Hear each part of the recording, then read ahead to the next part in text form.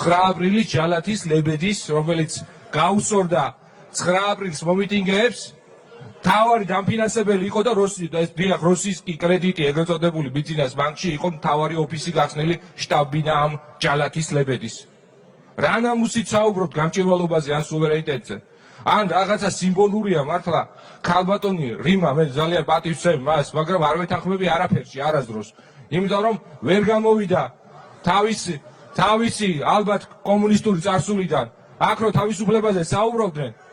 არა, დიახ, თქვენ იყავით ქალბატონო რიმა, თქვენ იყავით 9 აპრილს მდივანი, რაიკომის მდივანი იყავით პროპაგანდისტი და ნუ ლაპარაკობთ სხვების პროპაგანდაზე.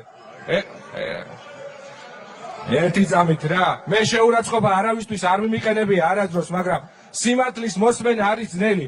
რას ეუბნებით იმ ახალგაზრდებს? ათასობით ადამიანია გამოსული ქუჩაში. რას ეუბნებით იმ ახალგაზრდებს? დუბინკებით აპირებთ დარბევას? იმის გამო, რომ თქვენ აქ თავისუფლად შეხვიდეთ და გამოხვიდეთ, ყოველდღე არბევენ თქვენი შვილების ტოლა ახალგაზრდებს. ეს არის ნორმალური?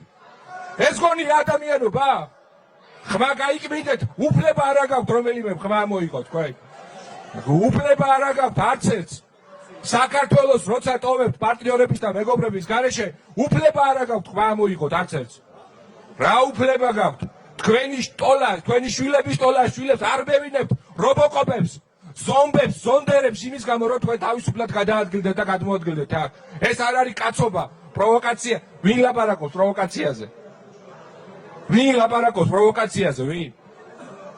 ადამიანი, რომელიც ეს დარბაზი არის, ზვიად გამსახურდია სახელობის. ზვიად გამსახურდია ზედახდა ჩაუშესკუს და ბევეძახის ახლა პროვოკატორს. სიცხვილი არ არის, სამართალი არ არის მართლა. ბრმა კი არა ვარ, კი არ დაბრუნებდი ამ ქვეყანაში.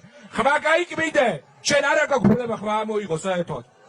სამარცხვინოები ხართ თქვენ, ივანიშვილი, 9 აპრილის ჯალათის ლებედის სპონსორები და დამფინანსებლები ხართ თქვენ. ეგ არის თქვენი სახელი.